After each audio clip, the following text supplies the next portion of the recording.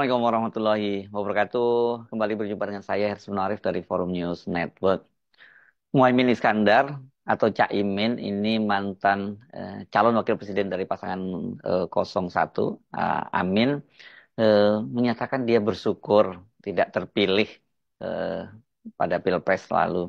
Ini bahasa dia sebenarnya tidak bersyukur, tapi dia menyatakan untung gitu ya tidak terpilih pada Pilpres lalu. Kalau terpilih katanya bakal stres. Ini apa pasalnya? Kemudian Cak Imin sampai pada kesimpulan seperti itu. Ternyata dia ini berbicara tentang kondisi fiskal eh, yang saat ini menjadi permasalahan serius bagi pemerintahan. Jadi kata dia kalau melihat kondisi fiskal pemerintahan, dia bersama dengan Anies Baswedan itu beruntung tidak memenangkan kontestasi pada Pilpres lalu. Ini eh, Caimin menyampaikan hal itu, ini saya baca di Detik ya, dalam arahannya di acara pembekalan bakal calon kepala daerah zona Maluku dan Papua di Makassar, Sulawesi Selatan hari Ahad tanggal 5 Mei 2024. Dalam penilaian Caimin ada tiga hal yang serius yang harus diantisipasi oleh pemerintah karena ini kata dia tantangannya itu tiga tantangan ini sangat serius. Pertama, krisis fiskal. Negara ini terancam akan kekurangan pendapatan negara. Pajak sebagai sumber utama sudah hampir kesulitan mengatasi sumber pendapatan. Akhirnya kita mengeluarkan surat utang negara, SUN, kata dia. Caimin menilai pemerintah ini sekarang sangat sulit untuk mendapat pendapatan negara dari pajak ya, karena dia memberi contoh ketika ada warga negara Indonesia yang pulang dari luar negeri dan barangnya digeledah di bea cukai. Saking sulitnya dari pajak, bahkan orang pulang dari luar negeri sekarang digeledah. Nah, betul apa betul? Untung yang hadir di sini, kata dia, jarang keluar negeri, jadi tidak merasakan itu. Dia berkelakar sambil menyebut nama satu kader yang disebut namanya Gazam, itu kalau toh dia keluar negeri, pasti tidak sempat belanja apapun, karena uangnya juga pas-pasan, kata dia. Saking sulitnya cari pendapatan digeledah, netizen protes, digeledah kayak pencuri. Bahkan terakhir, salah seorang yang digeledah itu marah dan tas yang berharga mahal itu disobek di depan pegawai bea cukai, tambah dia. Caimin juga menyinggung heboh barang hibah untuk sekolah luar biasa SLB tertahan di bea cukai. Dan ada yang lebih parah, barang-barang kiriman TKI dari luar negeri ditahan bertahun-tahun. Barang-barang yang digunakan untuk sekolah luar biasa mengalami hambatan sampai 2 tahun. Ini saking sulitnya untuk mendapatkan pendapatan nasional. Jadi kata dia untung Amin itu nggak menang sehingga nggak stres seperti itu. Jadi kita ketawa saja kata eh, Muhaimin. Kendati Muhaimin dalam tone yang berkelakar, tapi apa yang disampaikan oleh Muhaimin itu eh, benar adanya.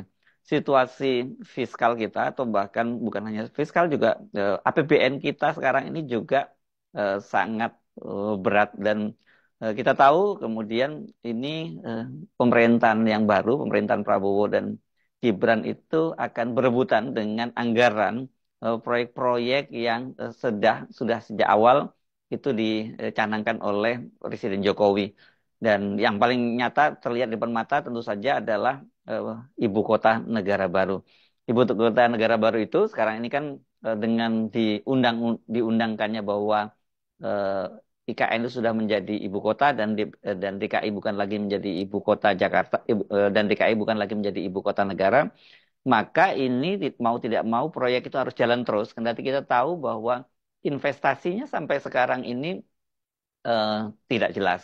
Kalau kita menyebut investasi ini artinya investasi dari asing yang diharapkan masuk gitu. Dan kita tahu sekarang kalau toh ada pembangunan-pembangunan yang ada di ibu kota negara baru itu yang terbesar porsinya tetap anggaran dari pemerintah ya. Padahal kan sebenarnya tadinya anggaran dari pemerintah itu diharapkan tidak terlampau besar porsinya hanya 20% saja. Sementara 80%-nya dari total 460-an triliun itu diharapkan dari investor asing. Tapi seperti kita ketahui tidak ada satupun investor asing yang masuk. Berarti Presiden Jokowi sudah menjajakan kemana-mana. Bahkan setiap ada tamu negara datang atau ada CEO dari perusahaan besar yang bertemu dengan Jokowi, pasti Jokowi menawarkan investasinya di IKN yang terbaru kan ketika dia bertemu dengan CEO Apple, dia juga menawarkan investasi, bahkan memerintahkan Pak Luhut untuk mengawal investasinya Apple di IKN. Yang terbaru itu ketika Pak Jokowi menerima CEO dari Microsoft. Itu Microsoft ini juga ditawari untuk berinvestasi di IKN. Memang dibandingkan Apple, Microsoft ini lumayan lah, dia punya investasi yang cukup besar juga di Indonesia. Nah, jadi artinya apa? Anggaran APBN kita pasti akan juga tersedot ke IKN. Kalau toh sekarang ini ada investasi yang ada konsorsium yang dipimpin oleh Aguan, konsorsium dari para Taipan itu, kelihatannya ini juga bukan investasi seperti kita bayangkan gitu ya. Ini hanya semacam ada trade off dari para eh, konglomerat ini, para Taipan ini, dia mendapatkan konsesi-konsesi yang lain dengan membuat investasi pancingan di IKN. Dan kita tahu misalnya Sinarmas dan Aguan itu, Agung Sedayu itu proyeknya, dua proyeknya yakni Pantai Indah Kapuk dan kemudian Bumi Serpong Damai itu menjadi proyek strategis negara. Jadi yang kemudian kita baru tahu, oh kenapa kok para Taipan ini mau berinvestasi atau melakukan groundbreaking lah tempatnya gitu ya di berbagai proyek yang ada di ibu kota negara itu, ibu kota negara yang baru, ya karena ternyata ada trade off-nya, ada tukar tambahnya dengan proyek strategis negara. Nah kalau kita ngomongin soal IKN ini pasti akan anggarannya akan berebutan dengan janji kampanye yang disampaikan oleh Prabowo Gibran yang mereka menjanjikan akan makan siang gratis untuk puluhan juta pelajar di Indonesia dan biayanya ini dianggarkan jauh lebih besar dibandingkan dengan IKN karena anggarannya per tahun saja itu membutuhkan sampai 450 triliun. Nah, ini pertanyaannya kemudian dari mana ini anggarannya? Karena kita tahu bahwa APBN kita sekarang ini saja kalau pendapatan tadi seperti dikatakan oleh Cak Imin itu sangat rendah sehingga kemudian pemerintah melakukan berbagai cara yang termasuk kemudian yang membuat heboh yang tadi disebut soal oleh-oleh dari atau orang yang pergi dari luar negeri itu mesti dipajakin dan kemudian juga barang bawaan TKI itu menumpuk sampai kepala badan pekerja migran itu ngamuk ya karena ini banyak sekali barang-barang bawaan dari para TKI yang tidak bisa masuk karena harus bayar pajak. Belum lagi juga ada heboh kemarin pembelian sepatu berharga 10 juta tapi biaya masuknya sampai 30 juta. Dan tadi yang disinggung soal barang hibah untuk sekolah luar biasa itu pun juga dipungutin ditertahan di bea cukai karena diharuskan membayar biaya masuk yang sangat besar. Nah, ini kan menunjukkan betapa pemerintah ini memang dengan berbagai cara ingin menambah pendapatan dari pajak maupun non pajak. Dan ini eh, bisa dipahami kenapa karena dari total APBN kita sekarang itu yang hanya sekitar 1.800-an triliun sekian itu berasal dari pendapatan pajak dan non pajak. Sementara utang dari pemerintah di era Jokowi ini sebagai utang yang gila-gilaan yang diperkirakan bisa sampai 10.000 triliun itu maka eh, sekarang ini pada mulai Januari kemarin itu hampir 1.100 triliun itu untuk membayar bunga dan pokok dari utang itu. Jadi bayangkan sisa pendapatan pemerintah, ya ini dari pajak dan non pajak itu kira-kira hanya ya eh, selisihnya hanya atau sisanya itu hanya sekitar 700-an triliun. Dan dari mana itu APBN-nya? Tentu saja dengan berhutang.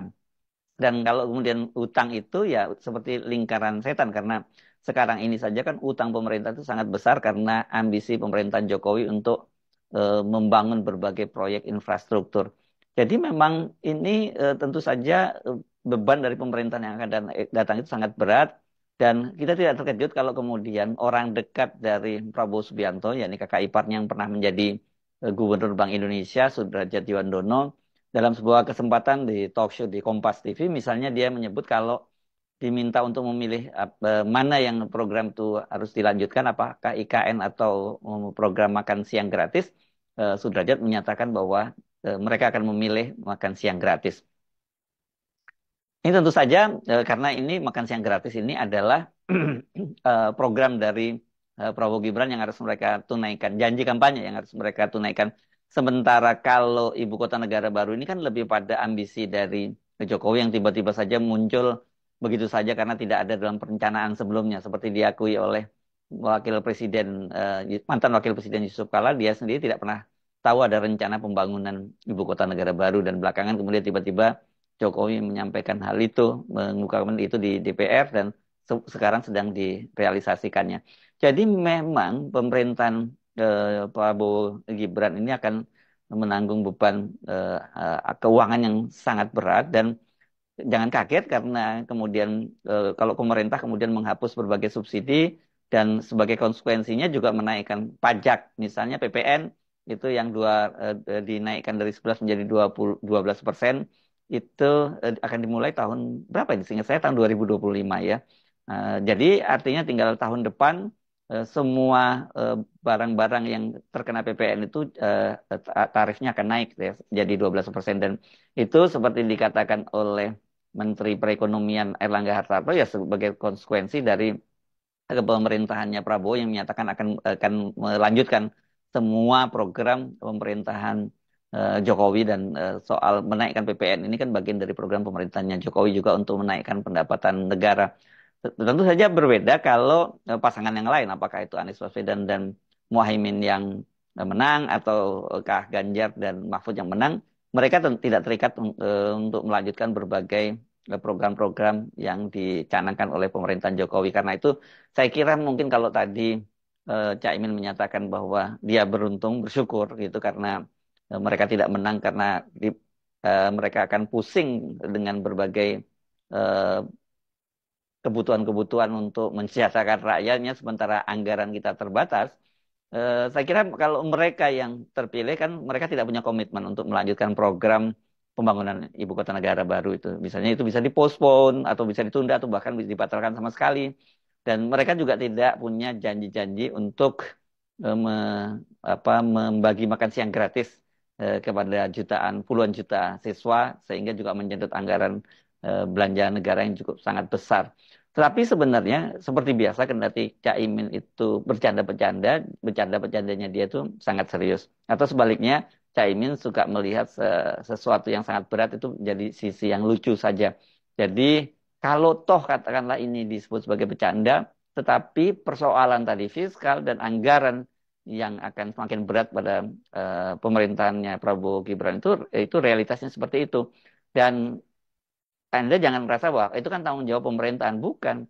Kalau kemudian keuangan pemerintahan itu cupet, mepet, maka yang akan terkena dampaknya itu ya masyarakat. Contohnya yang paling jelas ya, tentu saja menghapuskan subsidi dan kemudian menaikkan berbagai tarif, termasuk juga ini kan pemerintah sudah bersiap-siap menghapus Pertalite dan diubah menjadi Pertamax Green. Alasannya pada waktu itu berkaitan alasan yang dikemukakan oleh pemerintah berkaitan dengan program pemerintah itu untuk langit biru, program langit biru atau udara yang bersih. Tapi saya kira bukan hanya soal itu, dengan adanya Pertamax Green ini, maka beban pemerintah yang selama ini mensubsidi sangat besar Pertalite itu ya bisa dikurangi. Tetapi jangan lupa dengan naiknya harga bahan bakar itu maka dampaknya sangat besar kepada rakyat karena transportasi, pengiriman barang dan pokoknya semua yang berkaitan dengan masalah-masalah transportasi itu akan naik, dan dampaknya harga-harganya juga akan naik di masyarakat. Dan kalau harga naik berarti beban hidup rakyat juga akan naik. Jadi bersiap-siap untuk hidup yang lebih berat, mulai kecakan ikat pinggang, mulai membuat daftar ya, inventaris mana yang prioritas, mana yang tidak. Ya, itu untuk Anda pengeluaran-pengeluaran harian mulai dihitung kembali itu. Tapi itu untuk buat orang yang masih punya pendapatan yang bisa dihitung-hitung, di apa bisa di downsize, ukurannya bisa diturunkan. Tapi bagi mereka yang hidup dari hari ke hari, tentu saja mereka tidak punya kemewahan semacam itu membuat prioritas apa yang harus dikeluarkan atau mana tidak harus dibeli atau tidak. Buat mereka bukan itu isunya. Isunya adalah hari ini mereka akan makan apa. Saya Arsman Arif dari Forum News Network. Sampai jumpa lagi. Wassalamualaikum warahmatullahi wabarakatuh.